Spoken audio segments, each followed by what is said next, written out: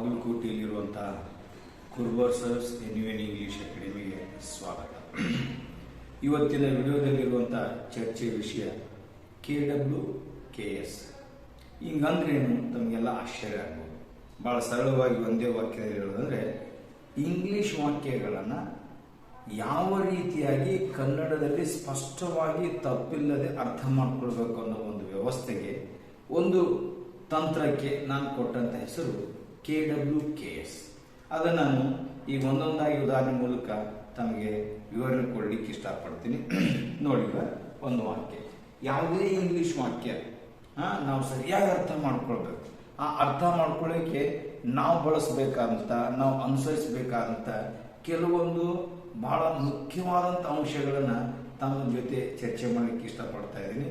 ಆದ್ರಿಂದ ಈ ವಿಡಿಯೋನ ಪ್ರಾರಂಭದಿಂದ ಕೊನೆಯವರೆಗೂ ಬಿಡದೇನೆ ಪೂರ್ಣವಾಗಿ ದಯವಿಟ್ಟು ನೋಡಿ. ಅಂದಾಗ ನಾನು ಇಲ್ಲಿ ರೂಪಿಸಿಕೊಂಡಂಥ ತಂತ್ರ ತಮಗೆ ಎಷ್ಟೊಂದು ಸಹಾಯಕಾರಿ ಆಗ್ಬೋದು, ಇಂಗ್ಲಿಷ್ನ ಅರ್ಥ ಮಾಡ್ಕೊಳ್ಳಿಕ್ಕೆ ತಮಗೆ ಯಾವ ರೀತಿ ಅದು ಮಾರ್ಗದರ್ಶನ ಮಾಡಬಹುದು ಅನ್ನೋ ಅಂಶ ತಮ್ಮ ಗಮನಕ್ಕೆ ಬರುತ್ತೆ. ಆದ್ದರಿಂದ ಇದನ್ನು ಪ್ರಾರಂಭದಿಂದ ಕೊನೆಯವರೆಗೂ ದಯವಿಟ್ಟು ವೀಕ್ಷಿಸಿ. ನೋಡ್ರಿ, KWKS ನಾನು ಬಳಸಿದಂಥ ಟೆಕ್ನಿಕ್. ಈ KWKS ಅನ್ನ ಯಾವುದೇ ಒಂದು ಇಂಗ್ಲಿಷ್ ವಾಕ್ಯವನ್ನ ಕನ್ನಡದಲ್ಲಿ ಅನುವಾದ ಮಾಡ್ಕೊಳ್ಳಿಕ್ಕೆ, ಕನ್ನಡದಲ್ಲಿ ಅರ್ಥ ಮಾಡ್ಕೊಳ್ಳಿಕ್ಕೆ ಬಳಸುವಂತ ಒಂದು ವಿಧಾನ ಅಥವಾ ಒಂದು ತಂತ್ರ. ಈ KW ಅಂದ್ರೆ ಕನ್ನಡ ವರ್ಡ್, KS ಅಂದ್ರೆ ಕನ್ನಡ ಸೆಂಟೆನ್ಸ್. ಬಹಳ ಸರಳವಾದ ತಂತ್ರ ಇದೆ. ಈಗ ಒಂದು ಎಕ್ಸಾಂಪಲ್ ಹೇಳ್ತೀನಿ. My brother goes to Bangalore today in the evening. ಇದನ್ನ ಬಹಳಷ್ಟು ಜನಗಳಿಗೆ ಕೇಳಿದ ತಕ್ಷಣ ಅಥವಾ ನೋಡಿದ ತಕ್ಷಣ ಅರ್ಥ ಆಯಿತು ಅಂತ ಅನಿಸ್ಬಿಡುತ್ತೆ. ಸರಿಯಾಗಿ ಅರ್ಥ ಮಾಡ್ಕೊಳ್ಬಹುದು ಅಥವಾ ಸರಿಯಾಗಿ ನೀವು ತಿಳ್ಕೊಳ್ಬಹುದು. ಆದರೆ ನನ್ನ ಈ ತಂತ್ರ ಬೇರೆ ಬೇರೆ ವಾಕ್ಯಗಳನ್ನು ಕೂಡ ಸರಿಯಾಗಿ ತಪ್ಪಿಲ್ಲದೆ ನಿಖರವಾಗಿ ಸ್ಪಷ್ಟವಾಗಿ ಕನ್ನಡದಲ್ಲಿ ಅವುಗಳ ಯಾವ ರೀತಿ ಅರ್ಥ ಮಾಡ್ಕೊಳ್ಬೇಕಂತ ನಾನು ಈ ವಿಡಿಯೋದಲ್ಲಿ ತಮ್ಮ ಗಮನಕ್ಕೆ ತರಲಿಕ್ಕೆ ಇಷ್ಟಪಡ್ತೀನಿ.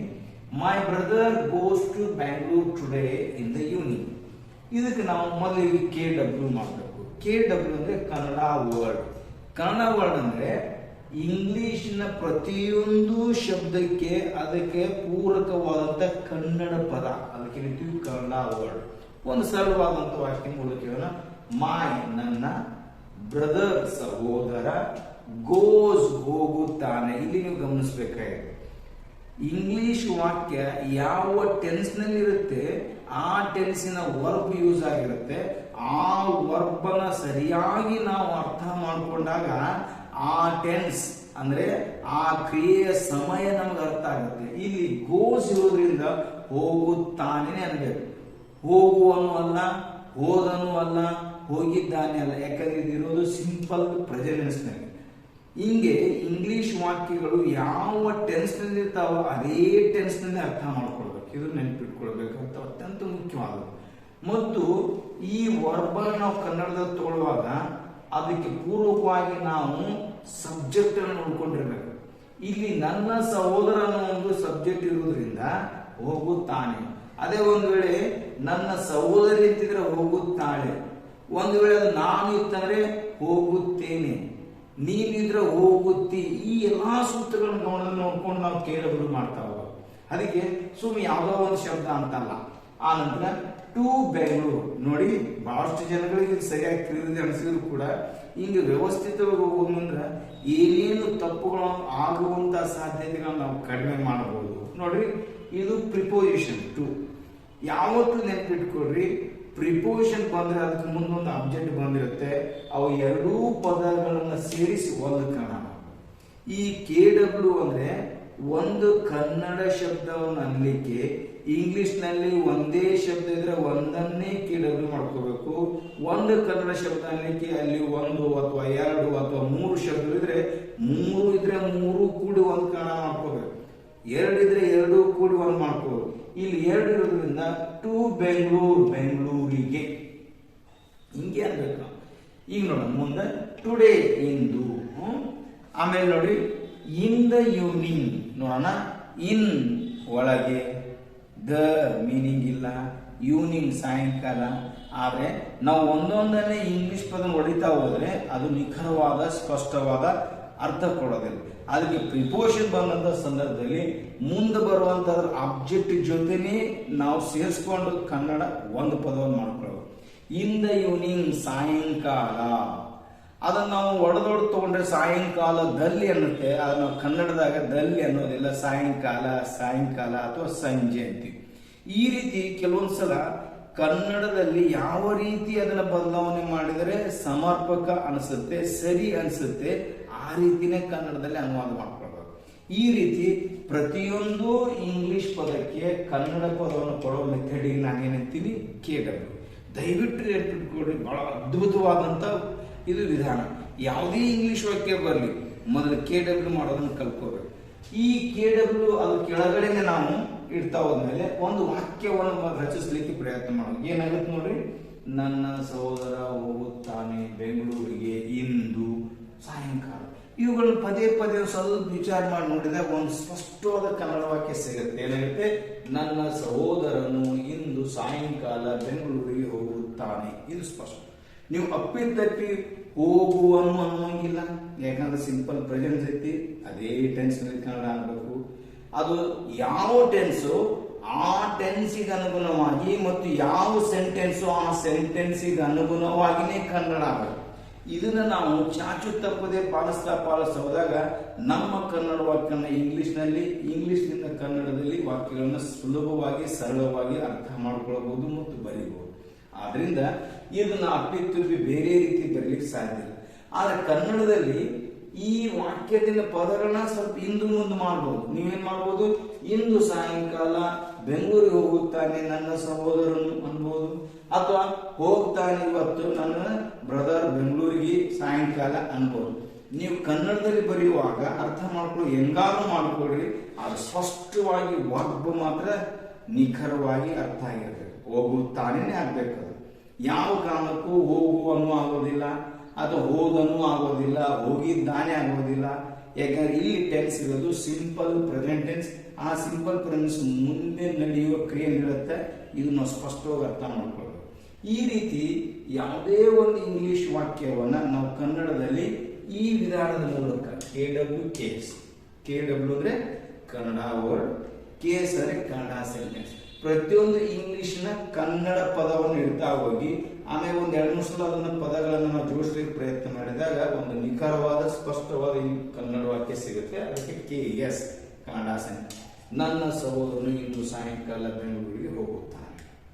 ಇನ್ನು 2ನೇ ಪ್ರಯತ್ನ, you did not work hard to get success in the life. ನೋಡೋಣ, ಯು ನೀನು, ಇಲ್ಲಿ ನಾಟ್ ಇರೋದು ನೆಗೆಟಿವ್ ಸೆಂಟೆನ್ಸ್. ಈ ನೆಗೆಟಿವ್ ನಾಟ್ ಬಂದಾಗ ಹೆಲ್ಪಿಂಗ್ ವರ್ಬ್ ಮತ್ತು ಮೇನ್ ವರ್ಬ್ ನಾಟ್ ಮೂರು ಸೇರಿಸಿಕೊಳ್ಳೇಬೇಕು. ಡಿಡ್ ನಾಟ್ ವರ್ಕ್, ದುಡಿಯಲಿಲ್ಲ, ಕೆಲಸ ಮಾಡಲಿಲ್ಲ. ಇದು ಸಿಂಪಲ್ ಪಾಸ್ಟ್ ಟೆನ್ಸ್ ಇರೋದ್ರಿಂದ ಸಿಂಪಲ್ ಪಾಸ್ಟ್ ಟೆನ್ಸ್ ನಲ್ಲೇ ಬರಬೇಕು. ಯಾವ ಟೆನ್ಸ್ ಇದೆಯೋ, ಯಾವ ಸೆಂಟೆನ್ಸ್ ಇದೆಯೋ ಅದೇ ಟೆನ್ಸ್ ಅದೇ ಸೆಂಟೆನ್ಸ್ ಕನ್ನಡದಲ್ಲಿ ಅನುವಾದ. ಇದು ಸಿಂಪಲ್ ಪಾಸ್ಟ್ ಇರೋದ್ರಿಂದ ದುಡಿಯಲಿಲ್ಲ, ನೆಗೆಟಿವ್ ಇರೋದ್ರಿಂದ ನೆಗೆಟಿವ್ ಬಂತು. ಸಿಂಪಲ್ ದುಡಿಯುವುದಿಲ್ಲ ಅಂತ ಆಗೋದಿಲ್ಲ, ಯಾಕಂದ್ರೆ ಸಿಂಪಲ್ ಪ್ರೆಸೆಂಟ್ ಇದಿರೋದು ಸಿಂಪಲ್ ಪಾಸ್ಟ್. ದುಡಿದಿಲ್ಲ ಅಂತ ಆಗೋದಿಲ್ಲ, ದುಡಿಯುವುದಿಲ್ಲ ಅಂತ ಆಗೋದಿಲ್ಲ, ದುಡಿದಿಲ್ಲ ಅಂತ ಆಗೋದಿಲ್ಲ. ಇದು ಇರೋದೇ ಸಿಂಪಲ್ ಪಾಸ್ಟ್ ಟೆನ್ಸ್ ಮೇಲೆ ಅದೇ ಟೆನ್ಸ್ ನಲ್ಲಿ ನೆಗೆಟಿವ್ ಸೆಂಟೆನ್ಸ್ ಇರೋದ್ರ ನೆಗೆಟಿವ್ ಮೀನಿಂಗ್ ನಲ್ಲೇನೆ ಇದು ಅನುವಾದ ಮಾಡ್ಕೊಳ್ಬೇಕು. ಡಿಡ್ ನಾಟ್ ವರ್ಕ್ ನೆನ್ಪಿಟ್ಕೊಡ್ರಿ, ನೆಗೆಟಿವ್ ವಾಕ್ಯ ಇದ್ರೆ ನಾಟ್ ಮತ್ತು ಅದು ಹೆಲ್ಪಿಂಗ್ ವರ್ಬ್ ಜೊತೆನೆ ಇರೋದ್ರಿಂದ ಆ ಹೆಲ್ಪಿಂಗ್ ವರ್ಬ್ ನಾಟ್ ಮತ್ತು ಮುಂದೆ ಬರುವಂತ ಮೇನ್ ವರ್ಬ್ ಮೂರೂ ಕೂಡಿಸಿನೇ ನಾವು ಅದನ್ನ ಅರ್ಥ ಮಾಡ್ಕೋಬಹುದು. ಡಿಡ್ ನಾಟ್ ವರ್ಕ್, ದುಡಿಯಲಿಲ್ಲ, ಕೆಲಸ ಮಾಡಲಿಲ್ಲ. ಹಾರ್ಡ್, ಕಠಿಣವಾಗಿ. ಶಬ್ದಗಳ ಅರ್ಥ ನಿಖರವಾಗಿ ಗೊತ್ತಿರಬೇಕು. ಇಲ್ಲಿ ನಾವು ಏನೇನೋ ಅರ್ಥ ಮಾಡಿಕೊಂಡು ಇದು ಹಿಂಗಿರಬಹುದು ಅಂತ ಊಹೆ ಮಾಡೋದ್ರಿಂದ ಬಹಳಷ್ಟು ಸಲ ಇಂಗ್ಲಿಷ್ ವಾಕ್ಯ ರಚನೆಗಳು ಕನ್ನಡದಲ್ಲಿ ಸಮರ್ಪಕವಾಗಿ ಬಹುಶಃ ಅರ್ಥ ಆಗೋದಿಲ್ಲ. ಟು ಗೆಟ್ ಇದಕ್ಕೆ ಇನ್ಫಿನಿಟಿವ್ ಅಂತೀವಿ. ಪಡೆಯಲು ಇದು ಇನ್ಫಿನಿಟಿವ್. ಸಕ್ಸೆಸ್ ಯಶಸ್ವಿ ಅಲ್ಲ, ಅದು ಎಸ್ ಇದು ನಾವು ಇರೋದ್ರಿಂದ ಅದೇ ಮೀನಿಂಗ್ ಬರ್ಬೇಕು. ಇನ್ ದ ಲೈಫ್ ನೋಡಿ, ಪ್ರಿಪೋಷನ್ ಇರೋದ್ರಿಂದ ಅದ್ರ ಮುಂದೆ ಬರುವಂತ ಶಬ್ದ ಜೊತೆ ಪ್ರಿಪೋಷನ್ ಯಾವ್ದು ನೆನ್ಪಿಟ್ಕೊಳ್ಬೇಕಾಗಿದ್ದು ಒಂದು ಮುಖ್ಯವಾದ ವಿಷಯ. ಪ್ರಿಪೋಷನ್ ಬಂದ್ರೆ ಅದ್ರ ಮುಂದೆ ಒಂದು ಆಬ್ಜೆಕ್ಟ್ ಬಂದಿರುತ್ತೆ, ಆ ಶಬ್ದವನ್ನ ಕೂಡಿನೇ ಕನ್ನಡ ಇಲ್ಲಿ 3 ಪದಗಳು ಕೂಡಿದಾಗ ಕನ್ನಡದಲ್ಲಿ ಒಂದು ಶಬ್ದ ಬರುತ್ತೆ, ಜೀವನದಲ್ಲಿ. ನೋಡ್ರಿ, ಈ ರೀತಿ ನಾವು ಪ್ರತಿಯೊಂದು ಇಂಗ್ಲಿಷ್ ಪದಕ್ಕೆ ಕನ್ನಡ ಪದ ಕೊಡ್ತಾ ಬಂದ್ವಿ. ಅದನ್ನೊಂದು 2-3 ಸಲ ನಾವು ಪದಗಳನ್ನು ಜೋಡಿಸಿ ವಾಕ್ಯ ಮಾಡಿ ಪ್ರಯತ್ನ ಮಾಡಿ ಖಂಡಿತವಾಗಿ ಸಿಗುತ್ತೆ. ನೀನು ದುಡಿಯಲಿಲ್ಲ, ಕಠಿಣವಾಗಿ ಪಡೆಯಲು ಯಶಸ್ಸು ಜೀವನದಲ್ಲಿ. ನಾವು ವಿಚಾರ ಮಾಡ್ತಾ ಹೋದಾಗ ಸ್ವಲ್ಪ ಒಂದಿಲ್ಲೋ 2 3 ಸಲ ಅದನ್ನು ಜೋಡಿಸ್ತಾ ಹೋದಾಗ ಒಂದು ವಾಕ್ಯ ಆಗುತ್ತೆ. ಏನಾಗ್ಬೋದು? ನೀನು ಜೀವನದಲ್ಲಿ ಯಶಸ್ಸನ್ನು ಪಡೆಯಲು ಕಠಿಣವಾಗಿ ದುಡಿಯಲಿಲ್ಲ, ಕಠಿಣವಾಗಿ ಕೆಲಸ ಮಾಡಲಿಲ್ಲ. ಅದರ ನೀವು ತಕ್ಕ ಮಟ್ಟಿಗೆ ಕೆಲವು ಸಲ ಪದಗಳು ಹಿಂದೆ ಮುಂದೆ ಮಾಡ್ಬೋದು. ಏನ್ ಮಾಡ್ಬೋದು? ಜೀವನದಲ್ಲಿ ಯಶಸ್ಸನ್ನು ಪಡೆಯಲು ನೀನು ಕಠಿಣವಾಗಿ ದುಡಿಯಲಿಲ್ಲ, ಕಠಿಣವಾಗಿ ಕೆಲಸ ಮಾಡಲಿಲ್ಲ. ಮುಗಿದು. ಆಗ ನೆನ್ಪಿಟ್ಕೊಳ್ರಿ, ಕನ್ನಡ ವಾಕ್ಯದಲ್ಲ ಪದಗಳು ಎಲ್ಲೇ ಹಿಂದ ಮುಂದೆ ಬಂದ್ರು ಅರ್ಥ ಆಗತ್ತೆ. ಆದ್ರೆ ವರ್ಬ್ ಮಾತ್ರ ನಿಖರವಾಗಿ ಇರ್ತಿರ್ಬೇಕು. ಇಲ್ಲಿ ದುಡಿಯುವುದಿಲ್ಲ ಅನ್ನೋ ಚಾನ್ಸೇ ಇಲ್ಲ. ಯಾಕೆಂದ್ರೆ ಇರೋದು simple past tense. Simple past tense ನಲ್ಲೇ ಅದು ಇರೋದ್ರಿಂದ ಅದೇ ಮೀನಿಂಗ್ ಕನ್ನಡದಲ್ಲಿ ಬರಬೇಕು. ನೆಗೆಟಿವ್ ಇದ್ರೆ ನೆಗೆಟಿವ್ ಮೀನಿಂಗೇ ಬರಬೇಕು. ಡಿಡ್ ನಾಟ್ ವರ್ಕ್, ದುಡಿಯಲಿಲ್ಲ. ಇನ್ನೊಂದ್ಸರಿ ವಿಚಾರ ಮಾಡ್ಕೊಂಡು ನೋಡ್ಬಿಟ್ರೆ ನಿಮ್ಗೆ ಸ್ಪಷ್ಟವಾಗಿ ಇದ್ರ ಒಂದು ವಿಚಾರ ಬಂದ್ಬಿಡುತ್ತೆ. 3ನೇ ವಾಕ್ಯ, has that boy stolen your new mobile? ನೋಡೋಣ. ಇದು ನೋಡಿದ ತಕ್ಷಣ ನಿಮಗೆ ತಿಳಿತು ಅನ್ಸುತ್ತೆ. ನನ್ನ ಈ ಪ್ರಯತ್ನ ಏನಂದ್ರೆ ಆ ವಾಕ್ಯ ಯಾವ ಟೆನ್ಸ್ ನಲ್ಲಿದೆ, ಯಾವ ಸೆಂಟೆನ್ಸ್ ನಲ್ಲಿದೆ, ಅದೇ ಟೆನ್ಸ್ ಅದೇ ಸೆಂಟೆನ್ಸ್ ನಲ್ಲಿ ನಿಖರವಾಗಿ ವ್ಯಾಕರಣಬದ್ಧವಾಗಿ ಕನ್ನಡದಲ್ಲಿ ಅರ್ಥ ಮಾಡ್ಕೊಳ್ಬೇಕು ಅನ್ನೋ ಪ್ರಯತ್ನ ಇಲ್ಲಿದೆ. ಈಗ ನೋಡೋಣ, has that boy stolen your new mobile. ಇದು ನೋಡಿದ ತಕ್ಷಣ ಅನ್ಸುತ್ತೆ ಇಂಟ್ರಾಗೇಟಿವ್ ಸೆಂಟೆನ್ಸ್. ಇಂಟ್ರಾಗೇಟಿವ್ ಸೆಂಟೆನ್ಸ್ ಅಂದ್ರೆ ಯಾವಾಗಲೂ ಇಂಗ್ಲಿಷ್ ನಲ್ಲಿ ಹೆಲ್ಪಿಂಗ್ ವರ್ಬ್ ಮೊದಲು ಬಂದಿರುತ್ತೆ. ಅವಾಗ ನಾನು ಹೇಳ್ತಾ ಇದ್ದೀನಿ, ಹೆಲ್ಪಿಂಗ್ ವರ್ಬ್ ಇತ್ತಂದ್ರೆ ಅದನ್ನ ಮೇನ್ ವರ್ಬ್ ಜೊತೆನೆ ಕೂಡಿಸ್ಕೋಬೇಕು. ಹೆಲ್ಪಿಂಗ್ ವರ್ಬ್ ಇತ್ತಂದ್ರೆ ಮೇನ್ ವರ್ಬ್ ಜೊತೆನೆ ಕೂಡಿಸ್ಕೋಬೇಕು. ಅದಕ್ಕೆ ಇಲ್ಲಿ ಹ್ಯಾಸ್ ಸ್ಟೋಲನ್ ಯಾರೋ ಮಾರ್ಕ್ ಮಾಡಿದ್ದೀನಿ. ಇದು ನೀವು ದೈಹಿಕವಾಗಿ ಮಾಡ್ತಾ ಮಾಡ್ತಾ ಕ್ರಮೇಣ ಇದನ್ನ ರೂಢಿ ಜಾಸ್ತಿ ಮಾಡ್ತಾ ಹೋದಂಗ ಮನಸ್ಸಿನಲ್ಲಿ ಈ ಪ್ರಕ್ರಿಯೆಗಳ ಪ್ರಾರಂಭ ಆಗಿಬಿಡ್ತಾವ. Has stolen, ಕದ್ದಿದ್ದಾನೆ. ಯಾಕೆಂದ್ರೆ ಪರ್ಫೆಕ್ಟ್ ಇರೋದ್ರಿಂದ, ಪ್ರೆಸೆಂಟ್ ಪರ್ಫೆಕ್ಟ್ ಇರೋದ್ರಿಂದ ಪ್ರೆಸೆಂಟ್ ಪರ್ಫೆಕ್ಟ್ ನಲ್ಲೇ ಕಾಣಬೇಕು. ಇಂಟ್ರಾಗೇಟಿವ್ ಇರೋದ್ರಿಂದ ಇದು ಕನ್ನಡದಾಗ ಕೂಡ ಪ್ರಶ್ನೆನೇ ಆಗಿದೆ. ಕದ್ದಿದ್ದಾನೆ, ಹ್ಯಾಸ್ ಸ್ಟೋಲನ್. ಇದು ಬಹಳ ಇಂಪಾರ್ಟೆಂಟ್ ಟ್ರಿಕ್. ಇದು ನೆನಪಿಟ್ಕೊಳ್ಳೋದು.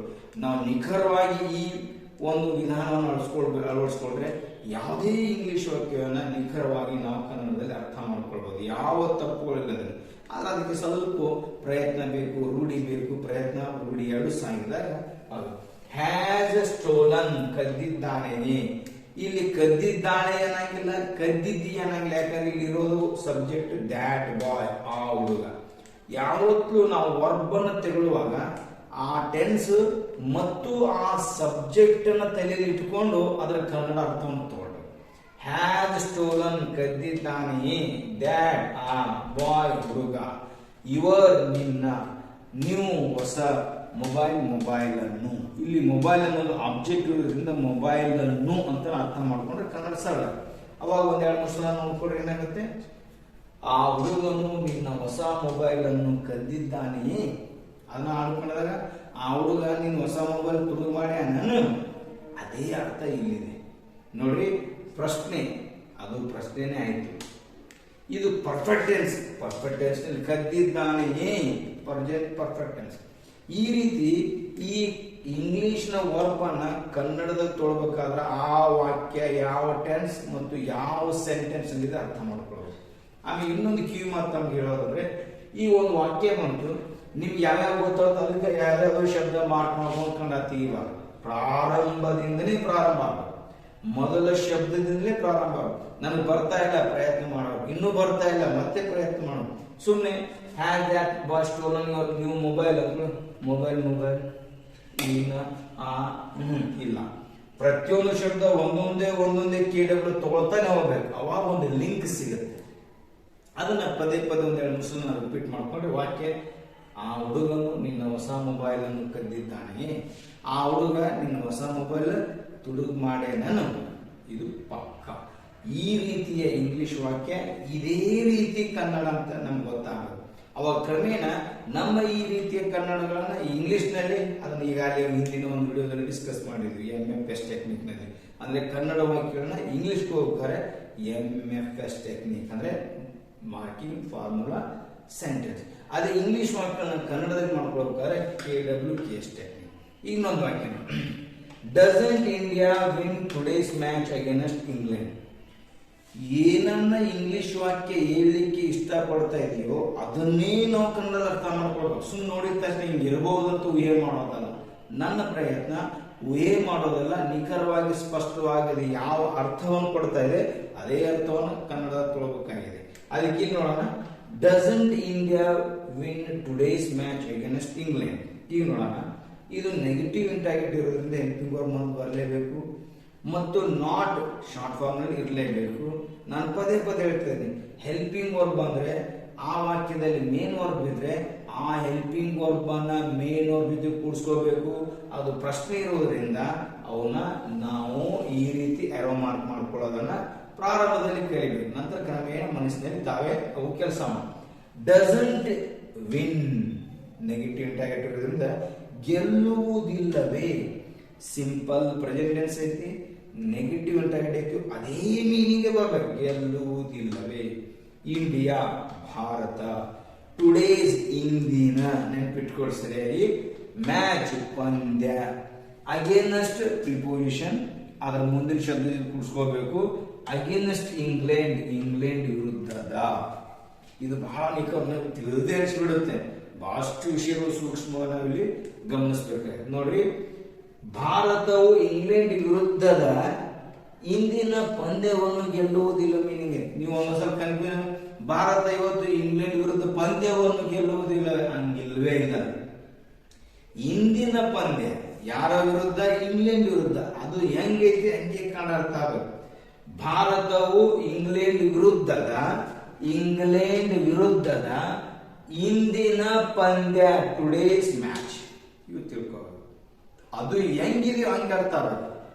ಸುಮ್ಮನೆ ನೋಡಿದ ತಕ್ಷಣ ತಿಳಿತು ಅಂತೇಳಿ ನಾವು ಅದನ್ನು ನಿರ್ಧಾರ ಮಾಡ್ಕೊಳ್ಳೋದು.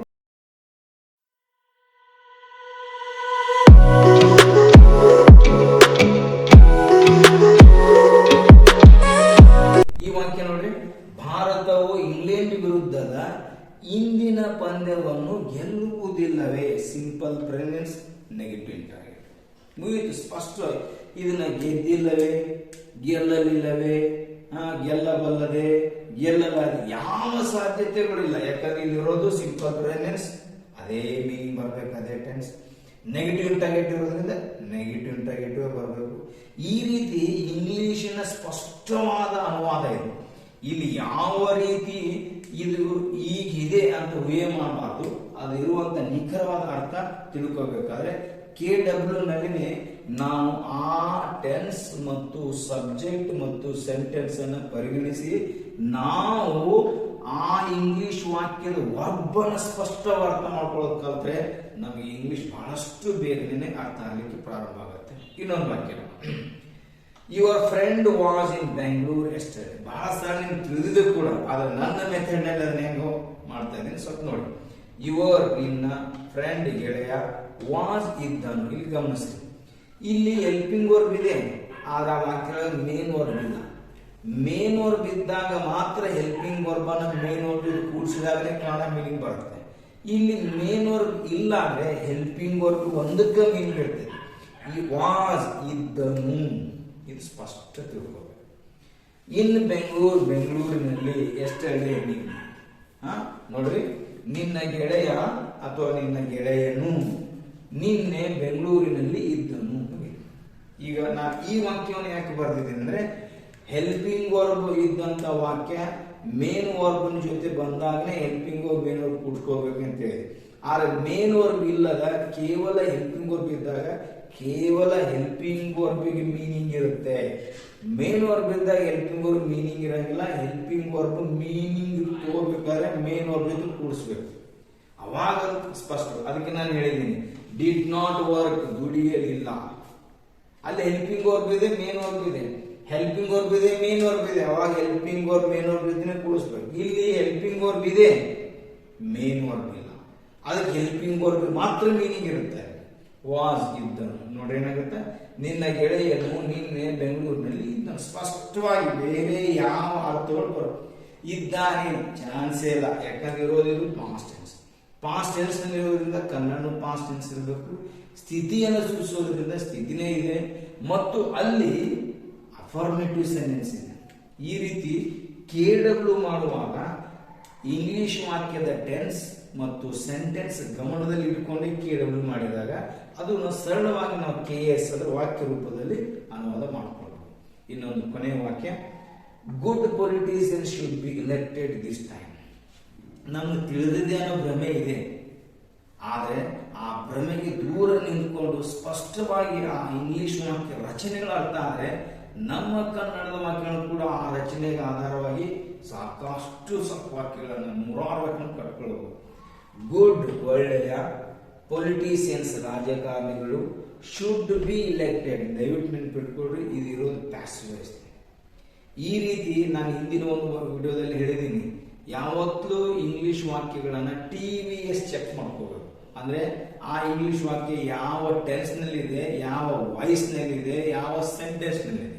ಇದು ನೋಡ್ರಿ, ಯಾವ ಟೆನ್ಸ್ ಇದು ಆಕ್ಸಿಲರಿ ಆಗೈತಿ, ಯಾವ ವಾಯ್ಸ್ ಇದು ಪ್ಯಾಸಿವ್ ವಾಯ್ಸ್ ಇದೆ. ಈಗ ಇದ್ದಂತ ವಾಕ್ಯ ನಿಖರವಾಗಿ ಹಂಗೆ ತಿಳ್ಕೊಳ್ಬೇಕು. ಮತ್ತೆ ನಮ್ಮ ಮುಂದಿನ ವಿಡಿಯೋದಲ್ಲಿ ಸಾಕಷ್ಟು ಉದಾಹರಣೆ ಕೊಡ್ತಾ ಹೋಗ್ತೀನಿ. ದಯವಿಟ್ಟು ಮುಂದಿನ ವಿಡಿಯೋಗಳನ್ನ ನೀವು ನೋಡ್ತಾ ಹೋದ್ರೆ ಇದರ ವಿವರವಾದಂತ ಒಂದು ವಿವರಣೆ ನಿಮಗೆ ಸ್ಪಷ್ಟವಾಗಿ ಸಿಗುತ್ತೆ. ಗುಡ್ ಪೊಲಿಟಿಷಿಯನ್ಸ್, ಒಳ್ಳೆಯ ರಾಜಕಾರಣಿಗಳು, ಶುಡ್ ಬಿ ಎಲೆಕ್ಟೆಡ್, 3 ಕೂಡಿಸ್ಬೇಕು. ಹೆಲ್ಪಿಂಗ್ ವರ್ಕ್ ಇದ್ರೆ ಮೇನ್ ಅವ್ರ ಜೊತೆ ಇದ್ರೆ ಕೂಡಿಸ್ಕೊಳ್ಳೇಬೇಕಂತ ಹೇಳ್ತಾರೆ. ಇಲ್ಲಿ ಆಕ್ಚುಲಿ ಇರೋದ್ರಿಂದ ಅದು helping work. Should be elected, ಚುನಾಯಿಸಲ್ಪಡಬೇಕು. ಆದ್ರೆ ಇಷ್ಟೊಂದು ಸ್ಪಷ್ಟವಾಗಿ ನೋಡೋದಿಲ್ಲ, ಚುನಾಯಿಸಬೇಕು ಅಂದ್ಬಿಡ್ತೀವಿ. ದಿಸ್ ಟೈಮ್, ಈ ಸಲ. ನೋಡಿ, ಟೈಮ್ ಸಮಯ ಅಲ್ಲ ಅದು, ದಿಸ್ ಟೈಮ್ ಈ ಸಲ, ಈ ಸಮಯದಲ್ಲಿ ಅಂತಿಲ್ಲ ಅದು. ಆಟ್ ದಿಸ್ ಟೈಮ್ ಈ ಸಮಯದಲ್ಲಿ, ಆಟ್ ದ್ಯಾಟ್ ಟೈಮ್ ಆ ಸಮಯದಲ್ಲಿ. ಯಾವ ಶಬ್ದಗಳನ್ನು ಯಾವ ಅರ್ಥದಲ್ಲಿ ಅವ್ರು ಬಳಸಿದ್ದಾರೆ ಅದೇ ಅರ್ಥದಲ್ಲಿ ನಾವು ಕನ್ನಡನ ಬಳಸೋದನ್ನು ಕಲಿಬೇಕು. ಅವಾಗ ನಮಗೆ ಕನ್ನಡ ಬಹಳ ಇಂಗ್ಲಿಷ್ ಅನ್ನ ಅರ್ಥ ಮಾಡ್ಕೊಳ್ಳಿಕ್ಕೆ ಸಹಾಯ ಮಾಡುತ್ತೆ. ಈಗ ನೋಡಿ ಏನಾಗುತ್ತೆ, ಈ ಸಲ ಒಳ್ಳೆಯ ರಾಜಕಾರಣಿಗಳನ್ನು ಚುನಾಯಿಸಬೇಕು. ಯಾರು ಚುನಾಯಿಸಬೇಕು? ಸಬ್ಜೆಕ್ಟ್. ಸಬ್ಜೆಕ್ಟ್ ಇಲ್ಲದ ಈ ವಾಕ್ಯ ಪ್ಯಾಸಿವ್ ವಾಯ್ಸ್ನಾಗ ಐತಿ. ಪ್ಯಾಸಿವ್ ವಾಯ್ಸ್ನಾಗನೇ ಕನ್ನಡ ಆಗಬೇಕು. ಆಕ್ಟಿವ್ ವಾಯ್ಸ್ ಇದ್ರೆ ಇಂಗ್ಲಿಷ್, ಕನ್ನಡ ಕೂಡ ಆಕ್ಟಿವ್ ವಾಯ್ಸ್ನಾಗ. ಈ ರೀತಿ ಯಾವುದೇ ಇಂಗ್ಲಿಷ್ ವಾಕ್ಯವನ್ನ ಕನ್ನಡದಲ್ಲಿ ನಾವು ಸರಿಯಾಗಿ ಸಮರ್ಪಕವಾಗಿ ಮತ್ತು ವ್ಯಾಕರಣಬದ್ಧವಾಗಿ ಅರ್ಥ ಮಾಡ್ಕೋಬೇಕಾದ್ರೆ ಈ ಮೆಥಡ್ KWKS ಅನ್ನೋ ಮೆಥಡ್ ನಿಮಗೆ ತುಂಬಾ ಸಹಾಯಕ್ಕೆ ಬರುತ್ತೆ ಅಂತ ನನ್ನ ನಂಬಿಕೆ. ಆದ್ರಿಂದ ಈ ರೀತಿ ಇರುವಂತಹ ಅತ್ಯಂತ ಸೂಕ್ಷ್ಮವಾದ ಮತ್ತು ಅತ್ಯಂತ ಸ್ಪಷ್ಟವಾದ ಸರಳವಾದಂತ ಈ ವಿಧಾನಗಳನ್ನ ನಾನು ಪ್ರತಿಯೊಂದು ವಿಡಿಯೋದಲ್ಲಿ ಚರ್ಚೆ ಮಾಡ್ತಾ ಇದ್ದೇನೆ. ನನ್ನ ಮೊದಲನೇ ವಿಡಿಯೋದಿಂದ ಹಿಡ್ಕೊಂಡು ಇದು ಇವತ್ತಿನ 59ನೇ ವಿಡಿಯೋ. ಈ ಪ್ರತಿಯೊಂದು ವಿಡಿಯೋದಲ್ಲಿ ಸೂಕ್ಷ್ಮವಾದ ಕೆಲವೊಂದು ಅಂಶಗಳನ್ನ ನಾನು ಚರ್ಚೆ ಮಾಡ್ತಾ ಇದ್ದೇನೆ. ನನ್ನ ಆ ಚರ್ಚೆಯ ಹಿಂದಿನ ಸೂಕ್ಷ್ಮವಾದ ಅಥವಾ ನನ್ನ ವಿಧಾನಗಳ ಒಂದು ಚರ್ಚೆ ತಮ್ಮ ಗಮನಕ್ಕೆ ಬರಬೇಕಾದ್ರೆ ದಯವಿಟ್ಟು ವಿಡಿಯೋಗಳನ್ನ ಪ್ರಾರಂಭದಿಂದ ಕೊನೆಯವರೆಗೂ ನೋಡಿ, ಪದೇ ಪದೇ ನೋಡಿ. ಖಂಡಿತವಾಗಿ ನಿಮ್ಗೆ ಇಂಗ್ಲಿಷ್ ಬಗ್ಗೆ ಒಂದು ಹೆಮ್ಮೆ ಮತ್ತು ಇಂಗ್ಲಿಷ್ ಕಲಿಬಲ್ಲೆ ಒಂದು ವಿಶ್ವಾಸ ತಮ್ಮಲ್ಲಿ ಮೂಡಲಿಕ್ಕೆ ಸಾಧ್ಯ. ಆದ್ರಿಂದ ಈ ವಿಡಿಯೋದಲ್ಲಿನ ವಿಷಯ ತಮಗೆ ಖಂಡಿತವಾಗಿ ಇಂಗ್ಲಿಷ್ನ ವಾಕ್ಯಗಳನ್ನ ಸಮರ್ಪಕವಾಗಿ ಕನ್ನಡದಲ್ಲಿ ಅರ್ಥ ಮಾಡ್ಕೊಳ್ಳೋಕೆ ಸಹಾಯ ಮಾಡುತ್ತೆ.